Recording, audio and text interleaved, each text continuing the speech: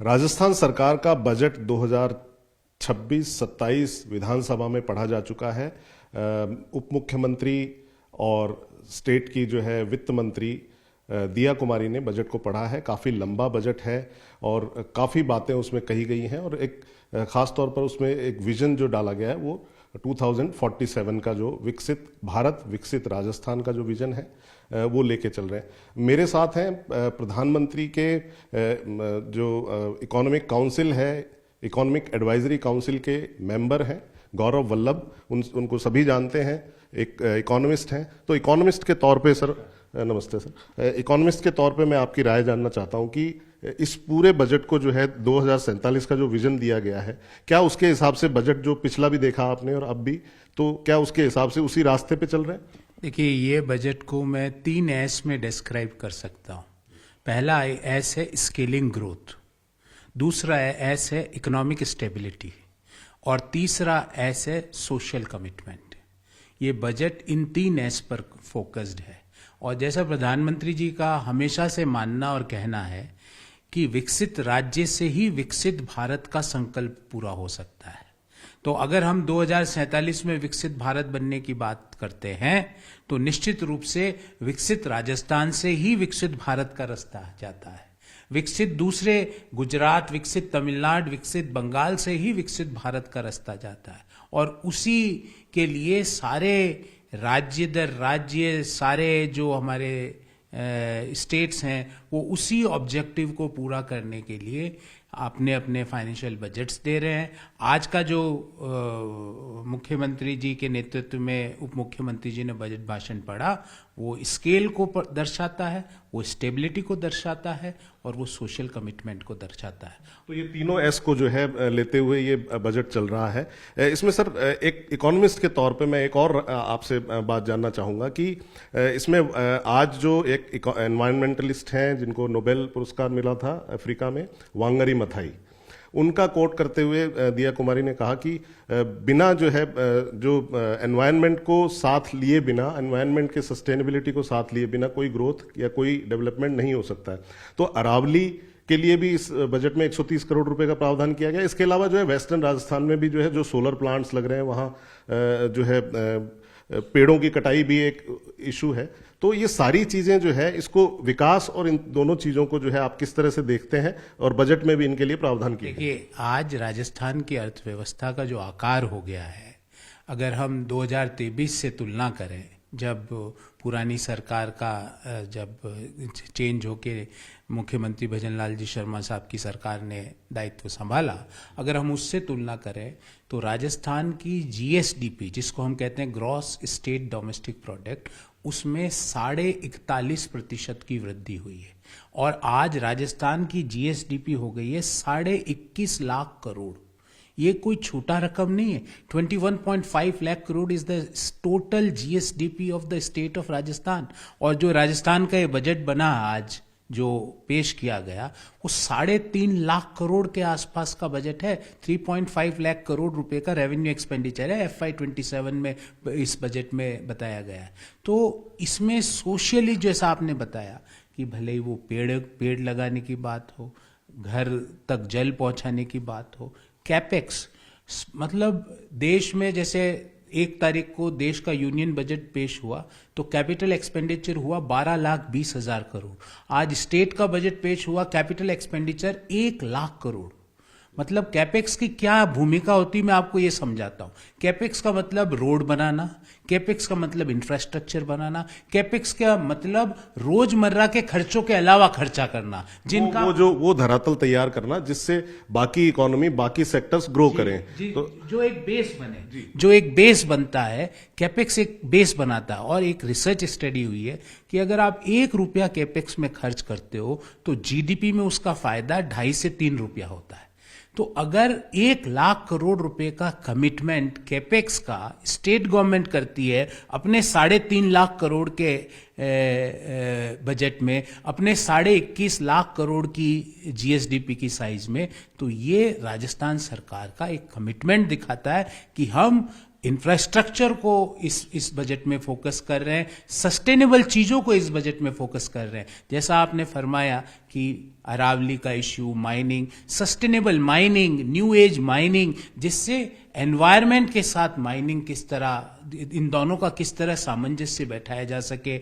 AI के ऊपर CM rise, जैसा उप मुख्यमंत्री ने अपने बजट अभिभाषण में भी बोला कि मेरा बजट युवाओं को समर्पित है, तो सीएम राइज एक नया एक कॉन्सेप्ट लेके कि भैया जो छोटे कस्बे, और मैं भी एक राजस्थान के छोटे कस्बे से निकल के यहां तक पहुंचा आपके सामने, तो छोटे कस्बे के बच्चों को किस तरह वर्ल्ड क्लास एजुकेशन मिले, नई टेक्नोलॉजी एजुकेशन में, एआई, एमएल, क्वांटम कंप्यूटिंग की एजुकेशन राजस्थान में कैसे मिले, माइनिंग के ऊपर रिसर्च के लिए इंस्टीट्यूट्स को कैसे ताकत दी जाए।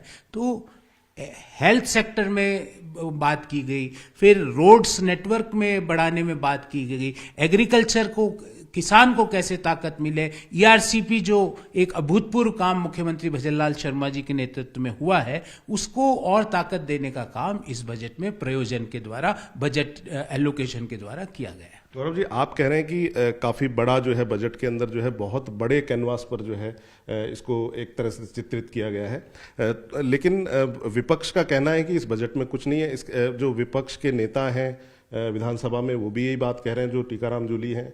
उसके अलावा जो है जो डोटासरा हैं, गोविंद सिंह डोटासरा, जो पार्टी के अध्यक्ष हैं कांग्रेस पार्टी के राजस्थान में, वो भी यही बात कह रहे हैं। और जो है बाकी नेताओं की तरफ से भी कुछ कह रहे हैं कि समझ में नहीं आया। तो किस तरह का जो है आप ये कहना चाहेंगे कि किस तरह का बजट है, क्योंकि मुख्यमंत्री ने कहा कि कांग्रेस के जमाने से तो हमने 3 गुना तक बजट दिया है। देखिए 41.5%, और अगर मैं प्रिसाइसली कहूं तो 41.39% जीएसडीपी में वृद्धि हुई है।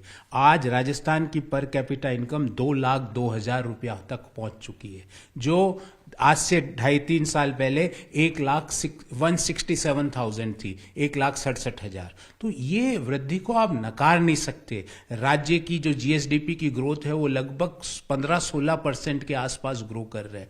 नॉर्थ इंडिया में ग्रोथ का इंजन राजस्थान बन चुका है पिछले 1-2 सालों में, तो आप इन चीजों को नकार नहीं सकते। तो गौरव जी, आप कह रहे हैं कि ग्रोथ का इंजन जो है राजस्थान बन चुका है नॉर्थ इंडिया में, और पूरे देश में जो है उसका एक अलग मुकाम है।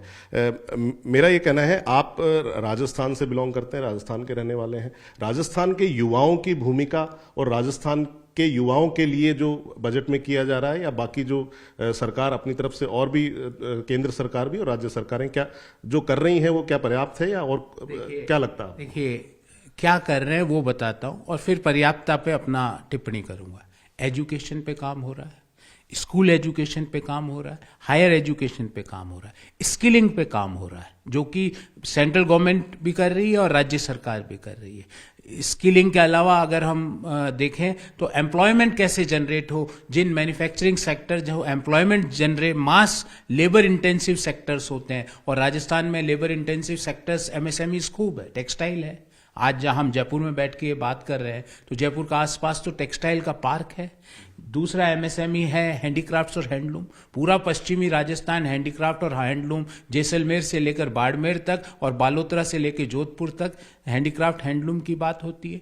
इस बजट में जो दिल्ली मुंबई फ्रेट है कॉरिडोर जो बन रहा है, उसको ताकत देने की बात हुई है जोधपुर से पाली के बीच। तो एक समावेशी बजट है जिसमें राजस्थान के हर जिले का, हर एरिया का ध्यान रखा गया है। उदयपुर में किस तरह से उदयपुर को टूरिज्म हब के रूप में और ज्यादा ताकत दी जाए, वहां पे जो कुंभलगढ़ का जो रिसोर्ट है उसको, उसमें बजट का कुंभलगढ़ का जो एरिया है फॉरेस्ट एरिया, उसको बजटरी एलोकेशन बढ़ाया गया।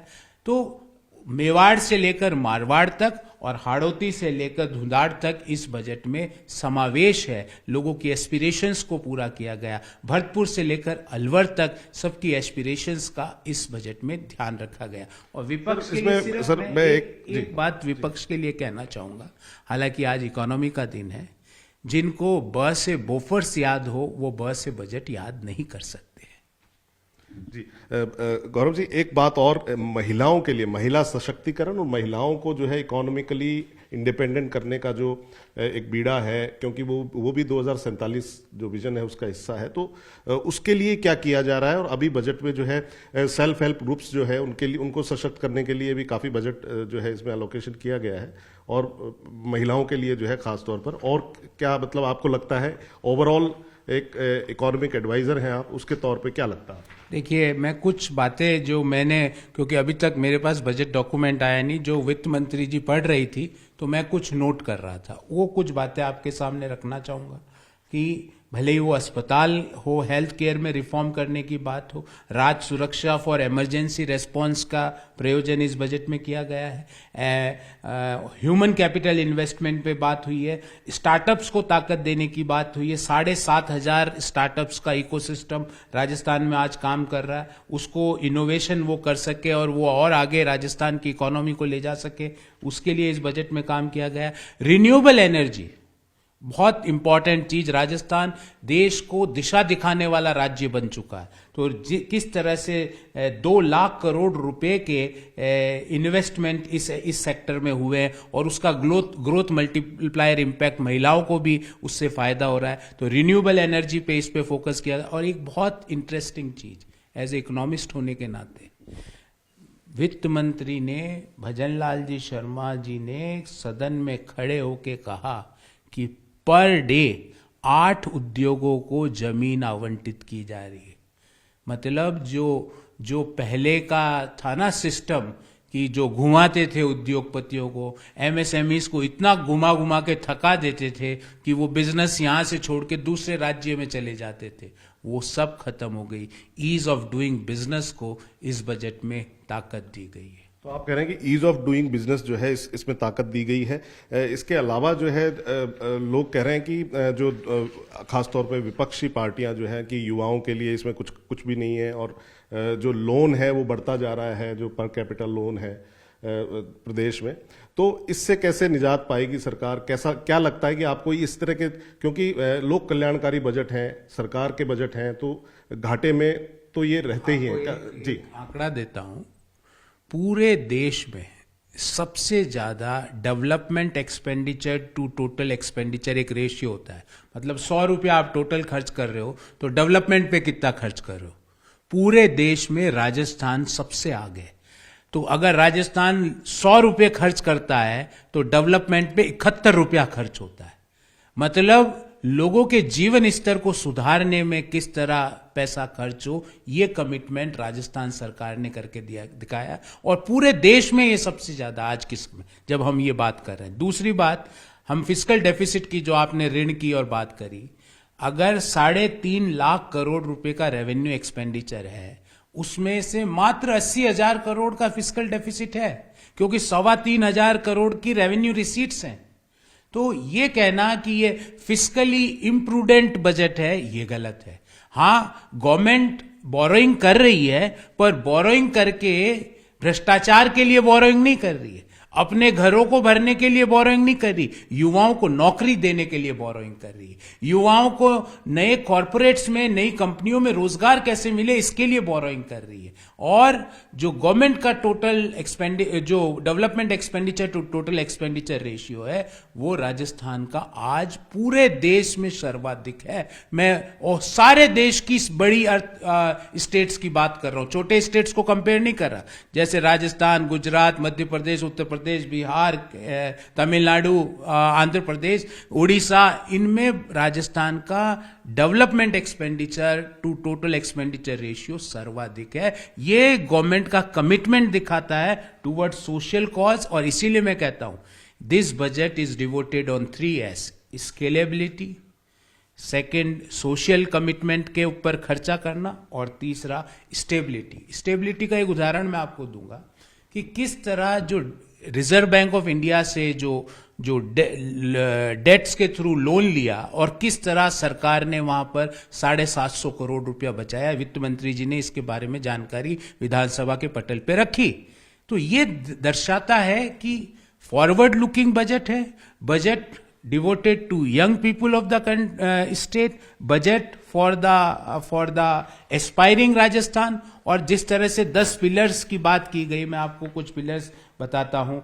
इंफ्रास्ट्रक्चर हो, नागरिकों की सुरक्षा हो, इंडस्ट्रियल डेवलपमेंट हो, ह्यूमन रिसोर्स हो, टूरिज्म हो, हेल्थ सेक्टर हो, गुड गवर्नेंस हो, एग्रीकल्चर हो, जो ग्रीन बजट हो, और टैक्स रिफॉर्म्स हो, ये 10 पिलर्स के साथ, तो इस बजट का फोकस सबका साथ, सबका विकास, सबका विश्वास और सबका प्रयास से आर्थिक समृद्धि को प्राप्त करना है।